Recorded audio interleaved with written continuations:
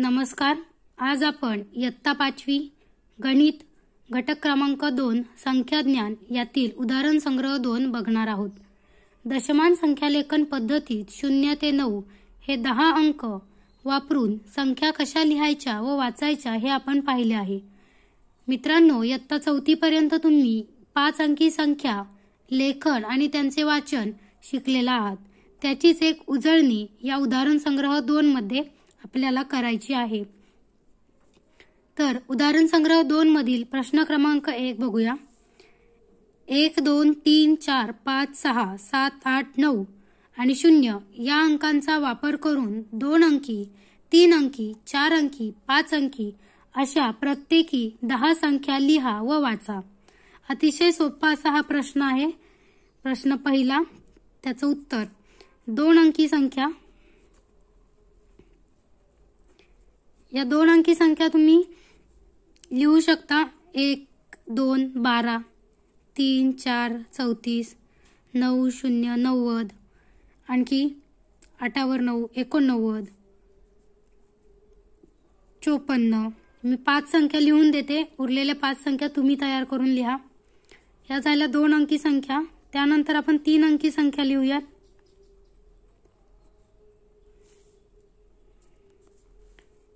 3 अंकी संख्या कशा तयार करता येतील? कोणत्याही पद्धतीने. हे झाले 123 235 876 950 420 या पद्धतीने तुम्ही लिहू शकता. आणखी 5 संख्या तुम्ही तयार करा.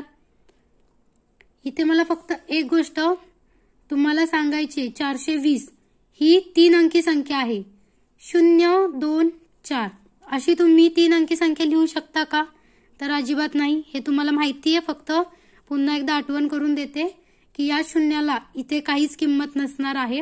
जर हा शून्य इकडे असेल तर ते 240 असतील, परंतु हे 0 2 4 म्हणजे फक्त 24 आहे आणि 24 ही संख्या 2 अंकी आहे, 3 अंकी नाही.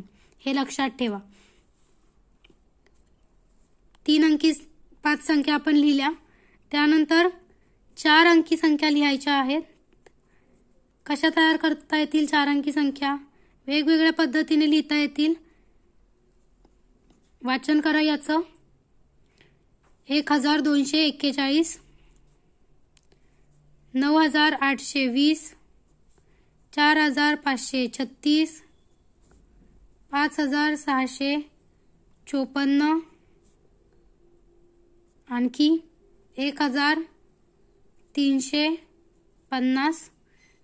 या मी 4 अंकी 5 संख्या तयार केलेल्या आहेत. आणखी 5 तुम्ही तयार करणार आहात. त्यानंतर आहेत 5 अंकी संख्या. सांगा कसं वाचन करणार या संख्येचं? एकक, दशक, शतक, हजार. 12345. दुसरी संख्या 98520. 41390.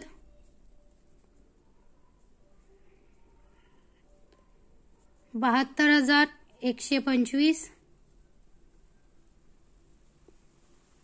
90230. या झाल्या आपल्या 5 अंकी 5 संख्या. अशाच पद्धतीने 2 अंकी 3 अंकी 4 अंकी आणि 5 अंकी 5 संख्या तुम्ही तयार करून लिहिणार आहात. त्यानंतर प्रश्न दुसरा आहे. देवनागरी संख्या चिन्हे व आंतरराष्ट्रीय संख्या चिन्हे यांचा वापर करून संख्या अंकात व अक्षरात लिहा. इथे आपल्याला 3 कॉलम दिलेत. इथे देवनागरी संख्या चिन्हात लिहिलेलं आहे संख्या. देवनागरी म्हणजे मराठी अंकलेखन. आंतरराष्ट्रीय संख्या चिन्हात म्हणजे इंग्रजी अंकलेखन केलंय आणि संख्येचे अक्षरी लेखन या ठिकाणी केलेलं आहे. तर इथे 2359 ही संख्या आहे. देवनागरीमध्ये लिहिलेली आहे, आंतरराष्ट्रीयमध्ये लिहिलेली आहे 2359 आणि अक्षरी लेखन केलेलं आहे 2359. इथे आपल्याला 32,756 हे देवनागरी संख्या चिन्हात लिहिलेलं आहे. हे आपल्याला आंतरराष्ट्रीय संख्या चिन्हात लिहायचं आहे. 32,756 अशा पद्धतीने आपण लिहिणार. या ठिकाणी अक्षरी लेखन 32,756.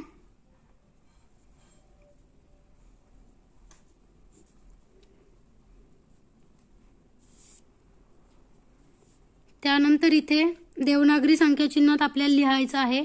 आंतरराष्ट्रीय संख्या चिन्हात दिलेलं आहे 67,859. हे आपण देवनागरी संख्या चिन्हात लिहूया. 67,859. अक्षरी लेखन करूया. 67,859.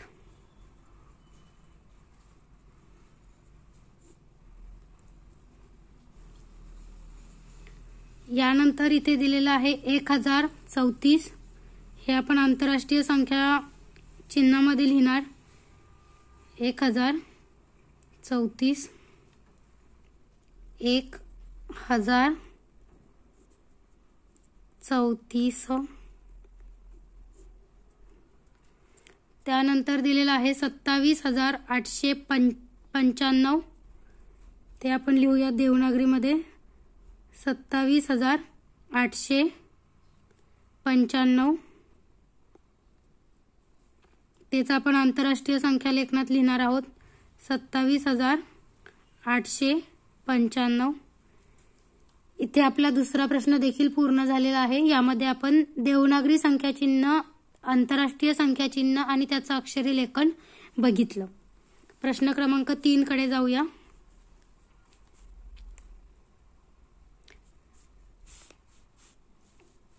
प्लास्टिकचा वापर टाळा या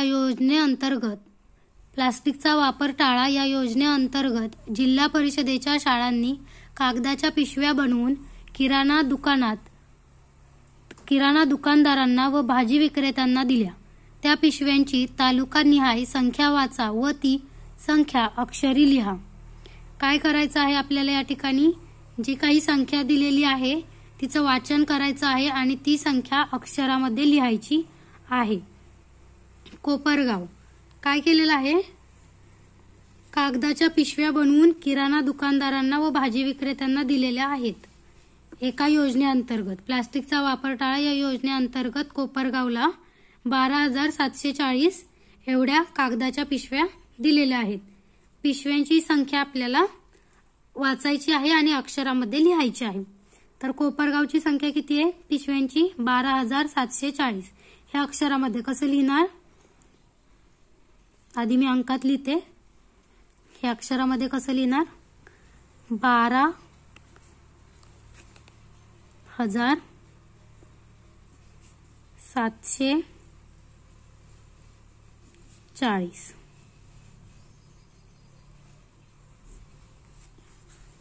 त्यानंतर शेवगावच्या 28,095. कसं लिहिणार आपण? अक्षरीमध्ये 28,095.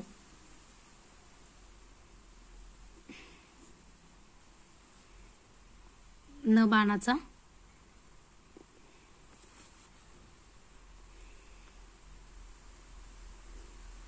त्यानंतर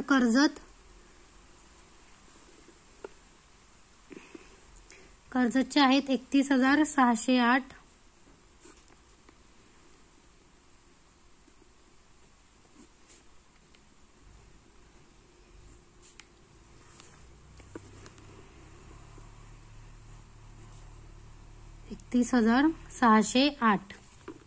त्यानंतर संगमनेर तिथे दिलेल्या पिशव्या आहेत 10,972. त्याचं अक्षरी लेखन कसं करणार आपण? 10,972.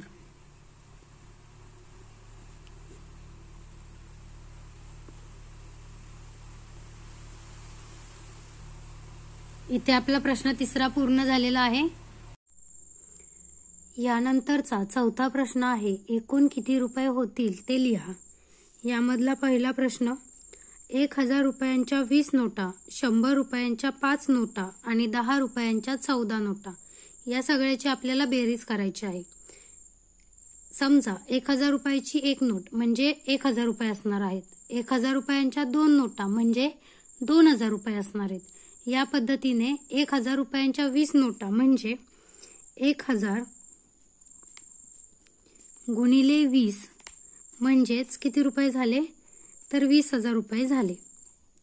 त्यानंतर 100 रुपयांच्या 5 नोटा म्हणजे 100 गुणिले 5 म्हणजे 500 रुपये झाले. त्यानंतर 10 रुपयांच्या 14 नोटा म्हणजे 140 रुपये झाले. याचा आपण गुणाकार करून इकडे लिहिलेला आहे. याची आपण करणार बेरीज. 0, 4, 5 अधिक 1, 6, 0, 2. 20,640 रुपये झाले. आले लक्षात? समजा आपल्याकडे 1,000च्या 20 नोटा, 100च्या 5 नोटा आणि 10 रुपयांच्या 14 नोटा असतील तर एकूण आपल्याकडे 20,640 रुपये असणार आहेत. सेम दुसरा प्रश्न आहे, 1,000 रुपयांच्या 15 नोटा. 1,000 रुपयांच्या 15 नोटा म्हणजे 1,000 गुणिले 15 करणार, 15,000 झाले. त्यानंतर 100 रुपयांच्या 12 नोटा, 1,200 रुपये झाले, 1,200. त्यानंतर 10 रुपयांच्या 8 नोटा म्हणजे 80 रुपये झाले आणि 1 रुपयांची 5 नाणी म्हणजे 1 गुणिले 5 असे 5 रुपये झाले. आता याची बेरीज केली. 5, 8, 2, 5 आणि 1, 6 आणि 1, 16,285 रुपये झाले. यानंतरचा पाचवा प्रश्न बघूया.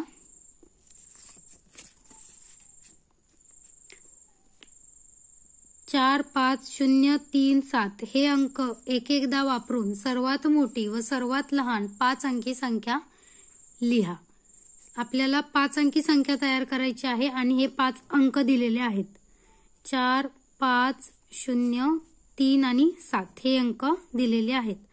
सर्वात मोठी संख्या तयार करायची. अतिशय सोपी पद्धत सांगते. सर्वात मोठी संख्या जेव्हा तयार करायची असते तेव्हा सर्वात मोठा अंक आधी लिहायचा आणि हे उतरत्या क्रमाने लिहून घ्यायचं. त्यानंतरचा लहान 5, त्यानंतरचा लहान 4, त्यानंतर 3 आणि 0. 75,430 ही झाली सर्वात मोठी संख्या.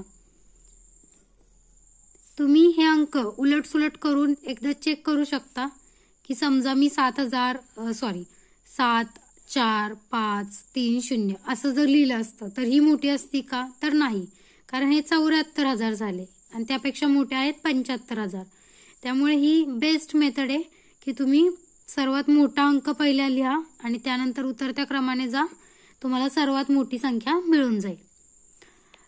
त्यानंतर सर्वात लहान. आता इथे एक चूक तुम्ही करू शकता. तुम्ही काय चूक करू शकता ते मी आधी सांगते. सर्वात लहान संख्या लिहिताना चढत्या क्रमाने जायचंय आणि सर्वात लहान अंक पहिल्यांदा लिहिणार.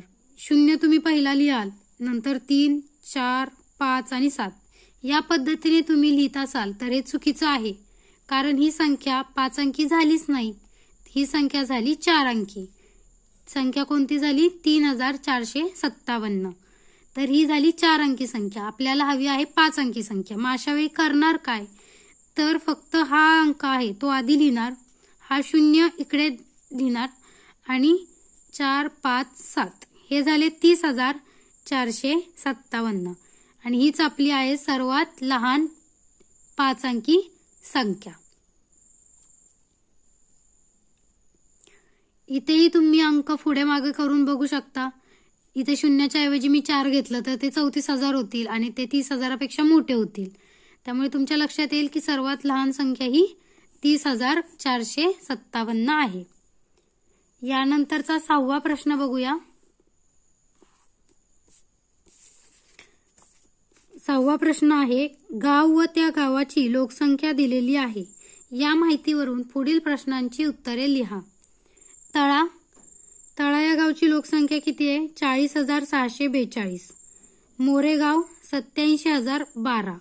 आष्टी 76,201. गगनबावडा 35,777. भामरागड 35,950. वाशी 92,173. बोदवड 91,256. वेल्हे 54,497. मोरवाडा 85,890. ह्या सर्व गावांची लोकसंख्या दिलेली आहे. यानंतरचा पहिला प्रश्न काय विचारला आहे बघूया.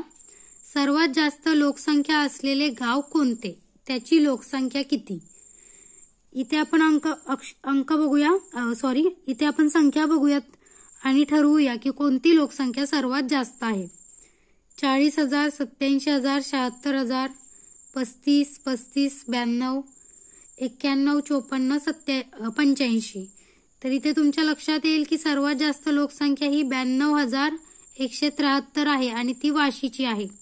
पहिल्या प्रश्नाचं उत्तर आहे सर्वात जास्त लोकसंख्या असलेले गाव. तर कोणते? वाशी. आणि किती लोकसंख्या आहे त्या गावची? तर त्या गावची लोकसंख्या आहे 92,173.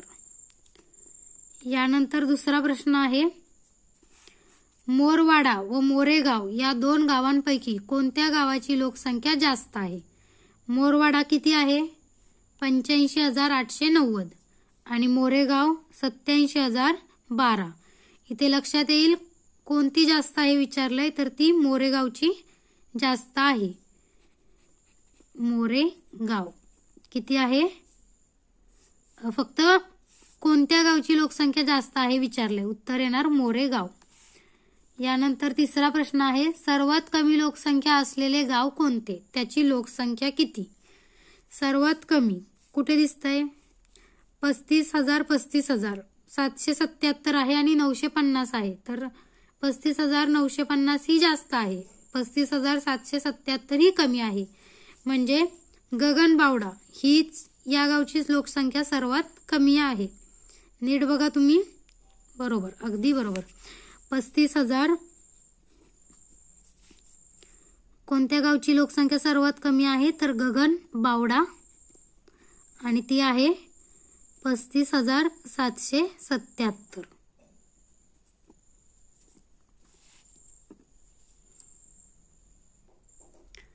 तर आजच्या या व्हिडिओमध्ये आपण घटक 2 संख्या ज्ञान यातील उदाहरण संग्रह 2 प्रश्न 1 ते 6 पर्यंत सर्व प्रश्न आपण अभ्यासले.